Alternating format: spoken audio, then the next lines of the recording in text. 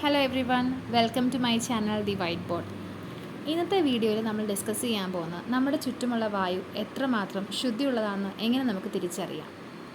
ഈ സംവിധാനത്തെ air quality index എന്ന് പറയും, അതായത് AQI.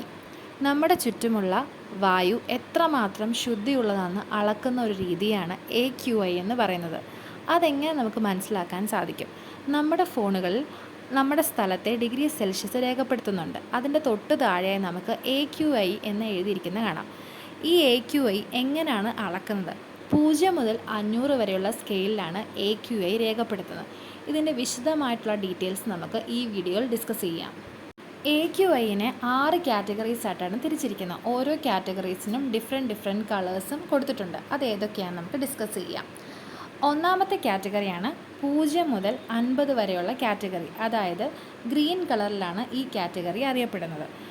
ഈ ഗ്രീൻ കാറ്റഗറിയിലുള്ള സ്ഥലങ്ങളിൽ എയർ ക്വാളിറ്റി സാറ്റിസ്ഫാക്ടറി ആയിരിക്കും. അവിടെ എയർ പൊല്യൂഷൻ വളരെയധികം കുറവായിരിക്കും. അവിടെയുള്ള ആൾക്കാർക്ക് രോഗങ്ങളെപ്പറ്റി അധികമായിട്ട് ഭയപ്പെടേണ്ട ആവശ്യമൊന്നുമില്ല. വളരെ സേഫ് ആയിട്ടുള്ളൊരു സ്കെയിലാണ് 0 മുതൽ 50 വരെയുള്ള ഈ ഒരു ഗ്രീൻ കാറ്റഗറി. അടുത്ത കാറ്റഗറിയാണ് 51 മുതൽ 100 വരെയുള്ള കാറ്റഗറി. ഇതിനെ നമ്മൾ യെല്ലോ കളർ കൊണ്ടാണ് രേഖപ്പെടുത്തുന്നത്, അതായത് മോഡറേറ്റ് കാറ്റഗറി എന്ന് ഇതിനെ വിളിക്കും. ഇവിടുത്തെ എയർ ക്വാളിറ്റി ആക്സെപ്റ്റബിൾ ആണ്. മാത്രമല്ല, ഈ ഒരു കാറ്റഗറിയിലുള്ള സ്ഥലങ്ങളിലെ ചില ആളുകൾക്ക് മാത്രമേ രോഗം വരാൻ സാധ്യതയുള്ളൂ. അടുത്ത കാറ്റഗറിയാണ് 101 മുതൽ 150 വരെയുള്ള സ്കെയിലിലുള്ള കാറ്റഗറി. ഈ കാറ്റഗറിയിലുള്ളവരെ ഓറഞ്ച് കളറിലാണ് രേഖപ്പെടുത്തുന്നത്. ഓറഞ്ച് കളറിലുള്ള സ്ഥലങ്ങളിൽ ചില ഗ്രൂപ്പുകളിലുള്ള ആൾക്കാർക്ക് ഈ ഒരു സാഹചര്യം അൺഹെൽത്തി ആയിട്ട് വരും.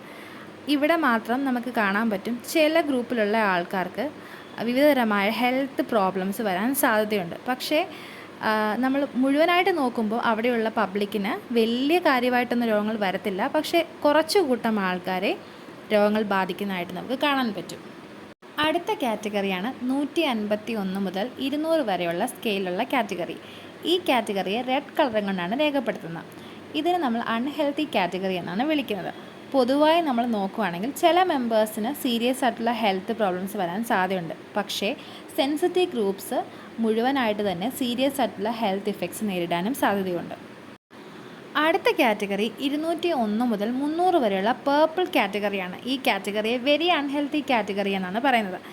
ഈ കാറ്റഗറിയിലുള്ള പ്രദേശങ്ങളിൽ താമസിക്കുന്ന ആൾക്കാരിൽ മിക്കവാറും ആൾക്കാരിൽ രോഗങ്ങൾ ഉണ്ടാകാൻ സാധ്യത വളരെ കൂടുതലാണ്. ചുരുക്കി പറഞ്ഞാൽ എല്ലാവർക്കും തന്നെ രോഗങ്ങൾ വരാൻ സാധ്യതയുണ്ട്. നിങ്ങളുടെ സ്ഥലത്ത് പേർപ്പിൾ കാറ്റഗറി ആണോ, നിങ്ങളൊന്ന് ചെക്ക് ചെയ്ത് നോക്കണേ. അടുത്ത കാറ്റഗറിയും അവസാനത്തെ കാറ്റഗറിയും 301 മുതൽ മുകളിലോട്ടുള്ള കാറ്റഗറിയാണ്. ഈ കാറ്റഗറിയെ നമ്മൾ മെറൂൺ കളറിലാണ് അടയാളപ്പെടുത്തുന്നത്, അല്ലെങ്കിൽ നമ്മൾ ഈ കാറ്റഗറിയെ ഡേഞ്ചറസ് കാറ്റഗറി എന്ന് വിളിക്കും. ഈ കാറ്റഗറിയിൽ താമസിക്കുന്ന ആളുകൾക്കെല്ലാം തന്നെ വളരെയധികം എമർജൻസി കണ്ടീഷൻസ് ഉണ്ടാവാൻ സാധ്യതയുണ്ട്. എല്ലാവരിലും എന്തെങ്കിലും തരത്തിലുള്ള രോഗങ്ങൾ ഉണ്ടാവാൻ വളരെയധികം സാധ്യതയുണ്ട്. അപ്പോൾ നമുക്ക് ഈ വീഡിയോയിലൂടെ എയർ ക്വാളിറ്റി ഇൻഡെക്സ് എന്താണെന്ന് നിങ്ങൾക്ക് മനസ്സിലായിട്ടുണ്ടാവും.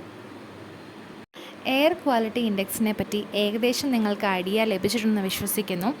നമ്മൾ ഈ ഒരു സ്കെയിലിലൂടെ മനസ്സിലാക്കണമെന്ന് വെച്ചാൽ, നിങ്ങൾ താമസിക്കുന്ന ഏരിയ 300 മേലെയാണ് സ്കെയിൽ കാണിക്കുന്നതെങ്കിൽ നിങ്ങൾ വളരെയധികം സൂക്ഷ്മതയോടെ വേണം നിങ്ങളുടെ ഓരോ കാര്യങ്ങളും ചെയ്യാൻ. അതായത് ground level ozone, particle pollution, carbon മോണോക്സൈഡിൻ്റെ ഉപയോഗം, സൾഫർ ഡയോക്സൈഡിൻ്റെ ഉപയോഗം, നൈട്രജൻ ഡയോക്സൈഡിൻ്റെ ഉപയോഗം എന്നിവ മാക്സിമം കുറയ്ക്കാൻ ശ്രമിക്കുക.